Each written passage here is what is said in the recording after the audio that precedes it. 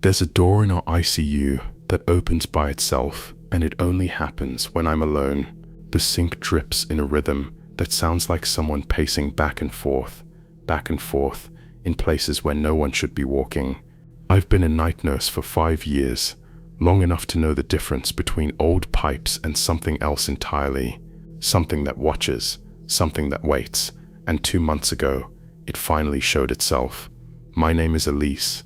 I'm 34. I've been a night nurse in the ICU for a little over 5 years now. That's long enough to stop reacting to most things. We all talk about burnout like it's a joke, like we're soldiers in some invisible war, and gallows humor is all that's keeping us sane.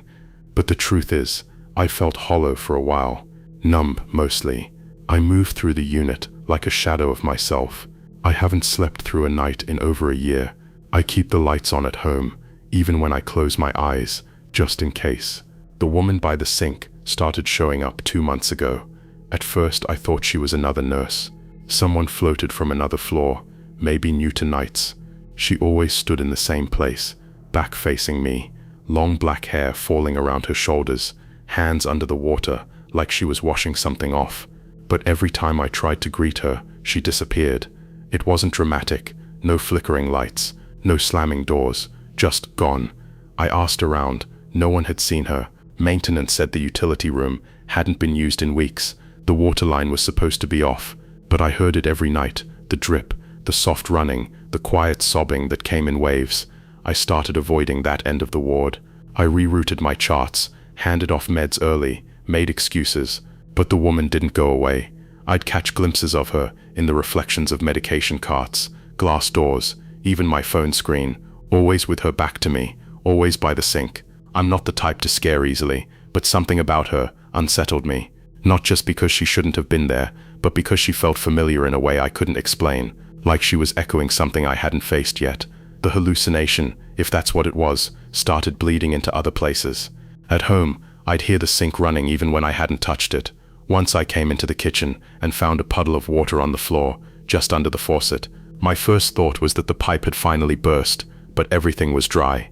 Everything was still. I started sleeping less.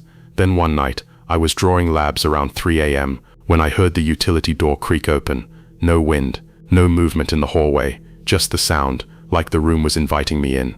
I stood outside it for a long time. There's a silence in hospital walls that feels different from any other kind. It's not absence, it's presence without explanation, a kind of stillness that watches, that waits. When I finally stepped inside, I half expected to find her there again, hunched over the sink, hands moving through invisible water, but the room was empty, except for the mirror. I'd never really looked at it before. It was old, cracked slightly at the corner, with a rusted frame, the kind of mirror no one thinks about. But that night I saw her in it, tall, unmoving, her back still turned, except I was alone in the room. She didn't move, not at first, but as I stared, her head slowly began to turn toward me. I didn't wait to see her face. I backed out, heart hammering, mouth dry. I nearly dropped the blood vials. My skin felt like it didn't fit right anymore. I told myself it was stress, a bad dream. Maybe I'd fallen asleep standing up, had a micro-sleep, hallucinated. Those things happen. Nurses see things all the time when they're too tired. But something deep in me knew better, something old. She came to me in a dream later that week. I was in the hospital again, but everything was submerged, like the rooms were filled with water, and I was moving through it slowly. She was standing by the sink, hands cupped. Blood ran between her fingers like ink in water. She looked up at me, and I finally saw her face. It was mine, or close to it. A version of me, tired, empty, eyes hollowed out by grief. She opened her mouth to speak, but no sound came out, only the sound of dripping. I woke up choking. I called out sick the next night, and the next. I sat in my apartment, lights on, trying not to blink too long, trying not to hear the sound of water moving where it shouldn't. A week passed before I went back. The first thing I noticed was that someone had taped over the mirror in the utility room. Just a paper towel, clumsily done, but it was enough. I didn't ask who did it. I didn't want to know. The second thing I noticed was a new note pinned on the board near the nurse's station, reminding staff to report water issues promptly. Avoid unnecessary use of room 12 utility sink, it read. I never told anyone what I saw, what I still sometimes see, but I can't help feeling like that woman wasn't a ghost. Not in the traditional sense. She was something else, a warning, a reflection of where I was heading. Grief has a way of waiting in corners. You can bury it under work, under endless shifts and fluorescent light, and jokes about burnouts, but it will find a way back, through a sound, a reflection, a face you didn't expect to see. I quit the job last month. No explanation, just walked out of my final shift and didn't go back. They called once. I didn't answer. I still hear the water sometimes, still catch glimpses in store windows, in rearview mirrors, in the stainless steel of elevator doors. And every now and then, when I look at my own reflection long enough, I see her again, not standing, leaning, watching, waiting. There's a pitch to ICU silence that's worse than noise. It folds in on itself, ringing like memory. Most nights, I don't notice it anymore, but in Bay 9, it hums differently, like someone breathing too close. Bay 9's tucked into the far corner of the ICU, right where the walls meet, in an angle too sharp to feel natural. The acoustics are strange there. Sound moves weird, too much echo, too much carry. Conversations from other bays bounce back like whispers from somewhere behind you. It's the kind of corner you learn to keep your head down in, the kind of place that remembers things. I'm Terrence, 47, been a night nurse for almost 2 decades. Most of those years in ICU, I've worked in trauma, PEDS, even the burn unit when they were short.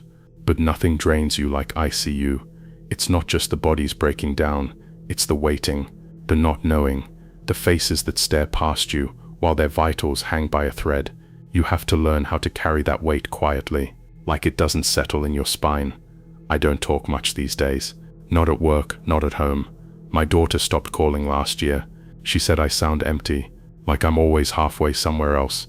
I don't blame her. I was first assigned to Bay 9 after an agency nurse went home mid-shift, said she was getting dizzy, lightheaded. She didn't want to talk about it, just signed out and left. I figured it was nerves. Some people aren't built for nights. I've seen worse. The patient in 9 was stable. A middle-aged guy post-op, recovering from a nasty infection. He was lucid, polite, nothing out of the ordinary. But on my second night with him, he asked a strange question while I was checking his line. "Do they always whisper here?" he said, voice low. "Who?" He looked at the wall, then back at me. "The women." I told him it was probably just staff moving through the hallway, that the vents carry sound strangely in this part of the floor. He nodded like he didn't believe me, but didn't push. The thing is, he wasn't wrong. I'd heard it too, just faint sounds, barely above the hum of machines. At first, I assumed it was the usual colleagues talking in the hall, murmurs from the break room, but it never stopped, even when I stood still, even when the whole unit felt frozen in place. It was always soft, like 2 people whispering behind a closed curtain, and the words were never clear, just fragments, breath on breath. But one night, I swore I heard my name, not loud, not sharp, just threaded into the air. "Terrence." I turned, but no one was there. I checked behind the curtain. The patient was asleep, the monitor steady, but my heart was racing like I'd just come off a code. The next morning, I pulled up the audio logs just in case. They didn't record voices, just alarms and emergency events. But there were little spikes in sound between 2:14 and 2:21 a.m. Repeated patterns, like something was speaking in a rhythm the system couldn't translate. I didn't tell anyone. Maybe it was stress, maybe it was sleep deprivation. But once you start hearing things, you stop trusting your own brain. And when you're responsible for lives, that's a dangerous feeling. The whispers continued, and they got closer, like someone was leaning in just behind me, speaking right into the bones of my ears. I started wearing my stethoscope around my neck, even off-duty, like I was afraid of hearing without it. Then the patient in Bay 9 deteriorated suddenly. No warning, no signs. He coded during rounds, and we couldn't bring him back. I did chest compressions until I thought my arms would split from the muscle, but he slipped. I stood in that bay for a long time after the cleanup crew came and left. The curtains were still drawn, the monitor still blinking dumbly. I looked at the wall and waited, and I heard it again, a whisper. But this time, it wasn't just a sound, it was a sentence. "You always forget the small things, Daddy." My breath caught. That was what my daughter used to say when she was younger, when I'd forget to sign her school slips or miss her recitals. It was her little joke, her way of forgiving me, even when I didn't deserve it. But I hadn't told anyone that. Not a soul. I left the room without finishing my chart. After that, I stopped sleeping entirely. I'd close my eyes and feel someone lean over me, waiting for me to fall deep enough to speak again. I started hearing the whispers at home, near the bathroom door, behind the fridge, just beyond the TV's static, always just out of reach. I thought maybe I was going crazy, but then one of the other night nurses, Carla, mentioned something strange over break. "Do you ever feel like Bay 9 talks back?" she asked, half joking. I looked at her. She stared at me for a moment, then said quietly, "I thought it was just me." We didn't talk about it again. After that, I started writing things down. Everything I heard in Bay 9, names, phrases, pieces of conversations that didn't belong to anyone in the unit. I filled 2 notebooks in 3 weeks. Some lines repeated, some were in languages I didn't know. One was in my daughter's handwriting. I recognized it from old birthday cards. I stopped writing after that. What was I documenting? Ghosts? Delusions? The room didn't care. It kept speaking. I don't think Bay 9 is haunted. Not in the way people imagine. I think it remembers. Maybe not just what happens in it, but what people bring with them. Regret, grief, broken sleep. And sometimes I think it plays those things back, not to scare us, to remind us.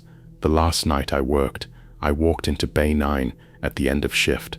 No patient, just an empty bed and a clean floor, but the whispering was loud, like a choir just under breath, and then it stopped. All at once, the silence was so thick it made my ears ring. I turned to go, but on the edge of the whiteboard above the bed, someone had written in faint blue marker, "You always forget the small things." No one else had been assigned to that bay. No one else knew. I didn't clock out. I just walked. Now I sit in my apartment at 3 a.m. with no lights on. I listen. I wait. And sometimes I still hear it. A breath behind me. A whisper near the sink. Not a threat. Just a voice that remembers me. The windows sweat from the inside. No temperature drop. No logic to explain it. Just streaks, long, slow trails like fingers pressed gently against the glass and dragged down in mourning. Room 41 always isn't technically part of the ICU anymore. The West Wing was shut down for renovations 3 years ago, but this room stayed operational as an overflow observation bay. Too many patients, not enough beds. So when the main unit fills up, they send someone down the long corridor with the buzzing light and the echo that doesn't quite match your footsteps. I'm Layla, 29, a float nurse, though lately I've been mostly ICU. They say I'm good under pressure, calm, but the truth is, I move from place to place because I never learned how to stay still. Every time something feels too heavy, I find a new hallway to disappear into. I tell people I like the variety. What I mean is, I don't like being noticed when I start unraveling. I lost my brother in a hospital like this. Different state, same blinking machines, same cold beige walls. He was 17, I was 19, and ever since then, I've worked in places like this, like maybe if I stay close to where people go to die, I'll understand why he did. The first time I was assigned to 41W, it was quiet.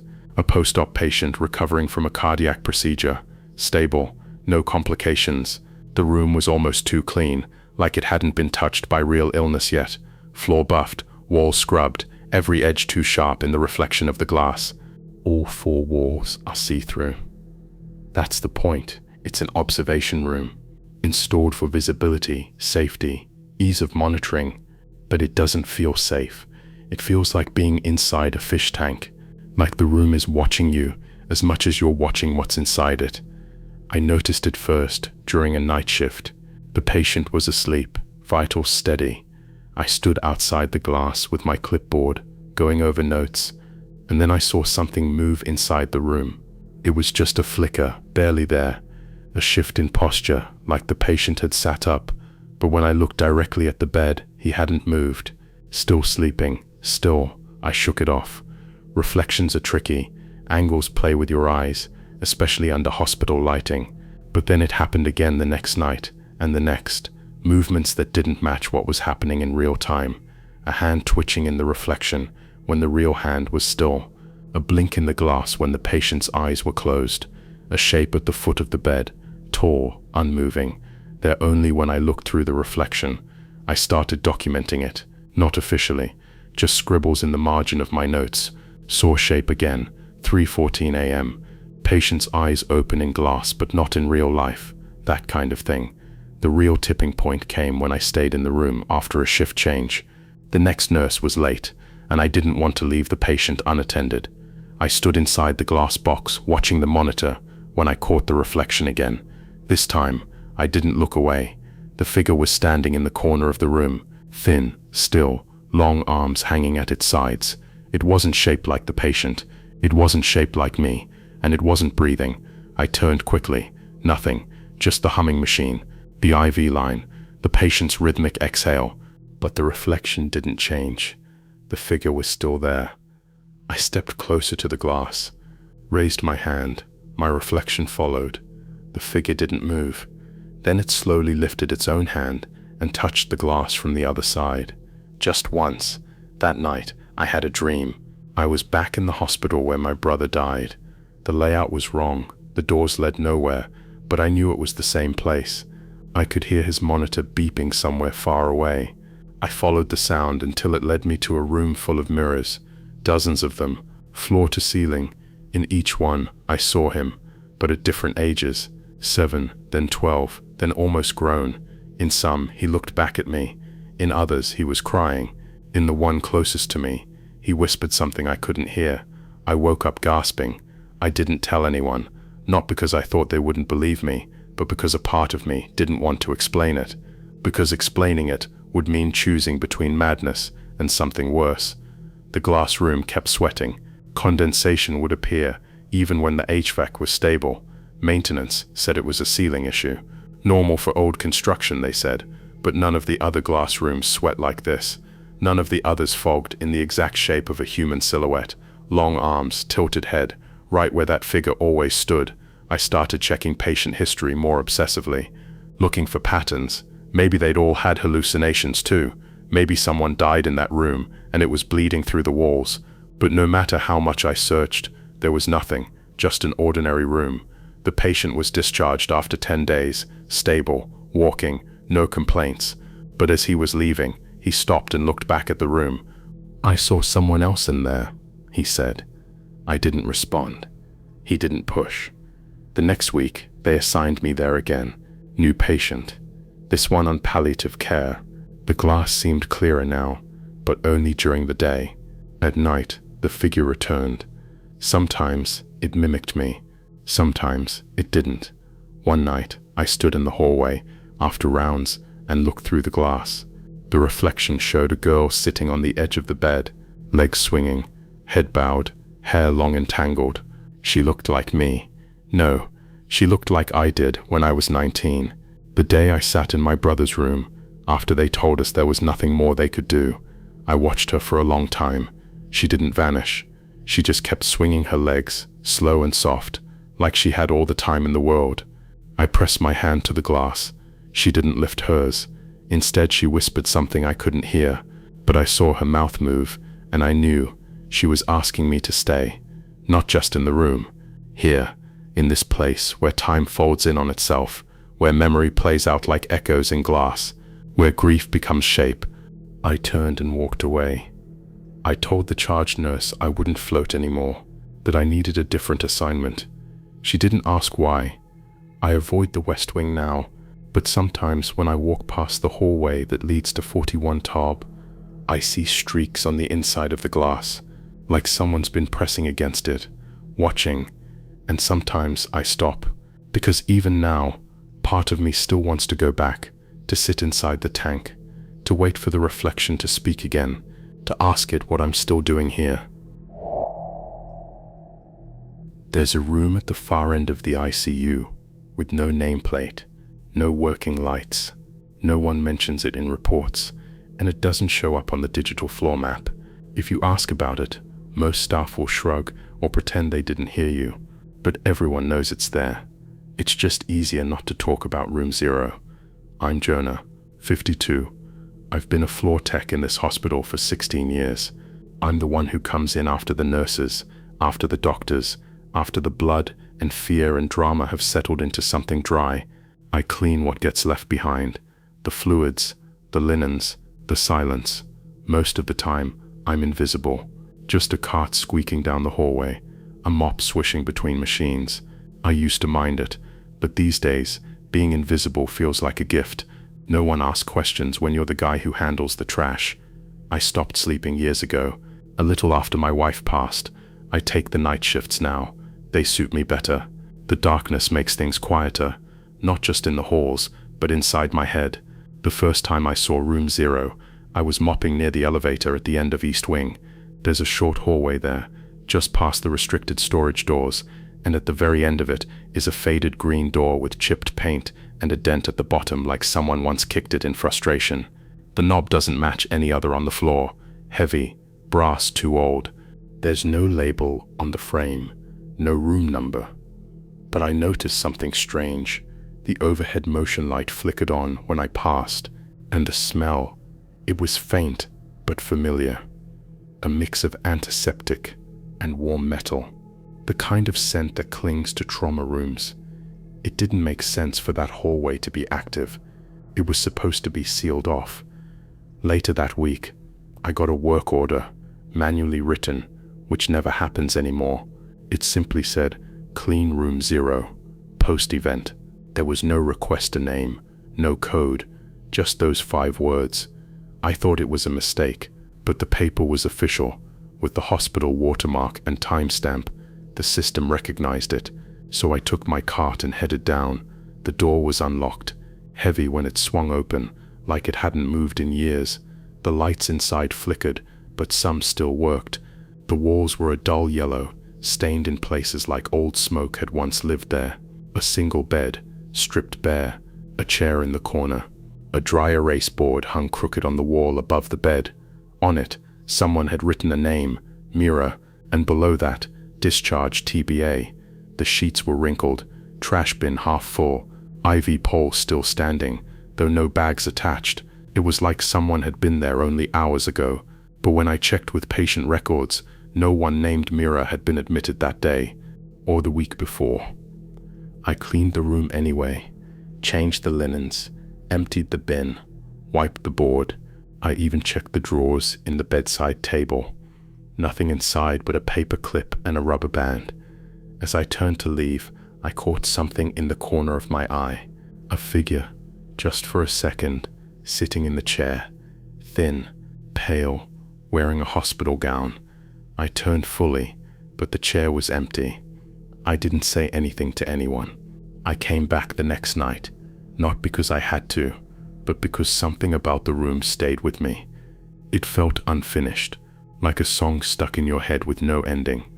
This time, the dry erase board had writing again, in different handwriting. Jonah, next of kin. I stared at it for a long time. My chest went cold.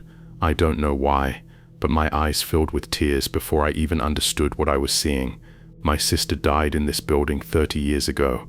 Her name was Mira. I was 12. She'd been in the pediatric ward, back when they still used this wing. I remember the long hallways, the clacking shoes. I remember waiting outside the door with my knees pulled to my chest, while my parents cried into each other. I remember not understanding why no one would let me say goodbye, but I don't remember a room 0. Still, something about that board made something inside me break loose. I called my mother the next day, asked if she remembered Mira's room number. She paused, said she thought it was 43, but she also said there was one day they moved her temporarily, just for observation. She didn't remember where. I didn't ask again. Over the next few nights, I visited the room more often. Each time, something had shifted. Once the bed was made perfectly. Another time, the chair had been moved closer to the bed, the trash bin was empty, but something had been written in tiny letters at the bottom of the whiteboard. I don't want to be alone. I stopped going for a few days. But I dreamed about her, not as she was in life, but as she might be now, grown, gaunt, hollow-eyed, sitting in the chair, staring at the wall, waiting for someone who never came. I returned again on a Thursday. This time there was a picture on the nightstand, a photo in a cracked plastic frame. I picked it up, hands shaking. It was us, me and Mira. I didn't remember the photo being taken, but it was real. I recognized the stain on her dress, the freckle on my cheek. I've long since lost her age. I dropped it. It hit the floor and slid under the bed. I didn't try to pick it up. I sat in the chair that night, just for a while. I didn't turn on the lights. I didn't speak. I just listened, and I heard something. Breathing maybe, or crying, but it was soft, steady, not frightening, just sad. I visit the room every Friday now. Not because I think she's there, not really, but because it feels like someone should sit in that chair. Hospitals are full of rooms with stories. Some we write down, most we don't. Some rooms are shut forever, their pain too dense to be repurposed. But room 0 was never sealed. It just fell through the cracks, forgotten by the system, like she was. Sometimes I wonder if places like that are waiting for people like me, people who've spent too long scrubbing things away, people who carry ghosts they never got to bury. I don't bring cleaning supplies anymore. I just sit, sometimes for minutes, sometimes longer. Once I fell asleep in the chair. When I woke up, the whiteboard read, "Thank you." No one else goes in there, but the hallway light still flickers on when I pass, every time, like it knows I'm coming. They call it the mirror room, but that's not its official name. Room 28A was supposed to be a transitional ICU suite, a space designed for patients stepping down from critical care. The architecture team gave it an open layout, floor-to-ceiling mirrored panels on two sides to create the illusion of space. Modern, calming. That was the idea. It isn't calming, not at night. The mirrors don't reflect light the way they should. They don't reflect sound either. I've tested it, snapped my fingers, dropped a pen, whispered my own name. The sounds feel muffled, swallowed, like the room listens instead of echoing. I've worked night shifts in that hospital for 7 years, and no space feels as wrong as that one. My name is Morgan. I'm 36, ICU charge nurse. I used to be efficient, bright, capable. Now I move through my shifts like I'm walking underwater. Every step takes effort. Every beep and flutter of the monitors feels too loud, too sharp, like they're digging into the soft edges of my brain. I stopped trying to bounce back after my divorce. That was 2 years ago. Since then, I've built myself around routines, rounds, meds, charting, coffee, silence, the kind of life that leaves no room for questions or anything unexpected. So when I was assigned to 28A for 3 consecutive nights, I didn't complain. I just nodded and took the chart. The first patient was a young woman, 24, in for observation after a drug-induced seizure. Alert, cooperative, still shaky. On the second night, just after 2 a.m., her vitals spiked, sudden tachycardia. I rushed in, adjusting the oxygen, calling for backup. She was sitting upright in the bed, eyes wide, arms trembling. "It's in the mirror," she whispered. I paused, glancing at the mirrored wall to the left of her bed. Nothing but our reflections, but hers. It was wrong. Just for a moment, she was looking at me, but her reflection wasn't. It was still looking straight ahead, and then it moved, just slightly, just enough. Her real body was shaking, recoiling, but her mirrored image leaned forward. I blinked, looked again. Everything was back to normal. She stabilized an hour later, no further incidents. She was discharged the next morning, with a referral for counseling and a note about residual paranoia. But I couldn't forget the way she looked at that mirror, like it had betrayed her. The second patient came 2 nights later. Male, late 60s, cardiac complications, quiet man, polite. He asked me, on the first night, if he was allowed to cover the mirrors. I told him no. Hospital policy. I said. "They're designed for visibility and patient monitoring." He didn't argue, just nodded, but I found him at 4 a.m., standing directly in front of the mirror, staring, not blinking. "Everything okay, Mr. Allen?" He didn't turn, just said, "I think this room wants me to die." It was a strange thing to hear from a man whose charts showed signs of improvement. I walked to him, slowly, trying not to startle him, but when I reached his side, I saw it again. The mirror didn't show us properly. We were side by side in the real world, but in the reflection, I was still a few steps behind. I could see myself watching him, waiting. Mr. Allen had a code blue the next evening. Out of nowhere, we tried everything: CPR, defy, epi, nothing worked. He died facing the mirror. The code team wheeled him out within 20 minutes, and the bed was stripped. The smell of alcohol wipes and latex filled the space, but no one cleaned the mirror. Not that night. I stayed after my shift, alone in the room, just me and my reflection. I stood where Mr. Allen had stood, in the dark, my own face blurry in the low light, half of it swallowed by shadow, and I whispered, "Why?" The reflection didn't answer, but something inside me shifted, like a small thread pulled loose. I didn't go home. The next morning, I sat on the bench outside the chapel, trying to gather myself. The chaplain sat beside me, but said nothing, just handed me a bottle of water and waited. He didn't ask what I saw. He didn't need to. I knew he'd heard stories. We all had. Over the next week, I started noticing the codes, always in or near the mirror room, always between 2 and 4 a.m. Once, a float nurse ran out of 28 crying. She said she'd seen a man standing behind her patient, a man who smiled when she turned off the light. No one was there, but the patient died 15 minutes later. I filed incident reports.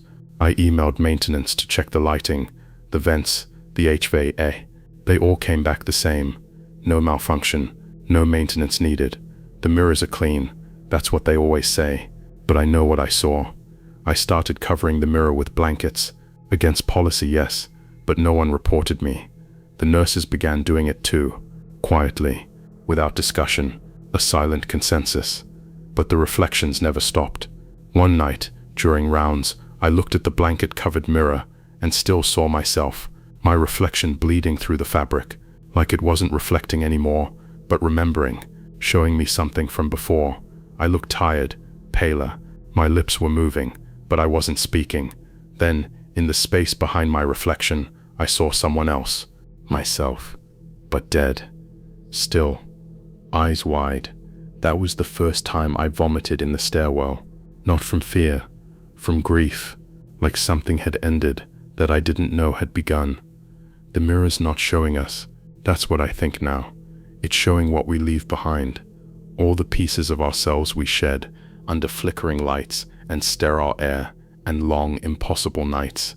The guilt we ignore, the fatigue we carry, the lives we couldn't save. The mirror doesn't judge.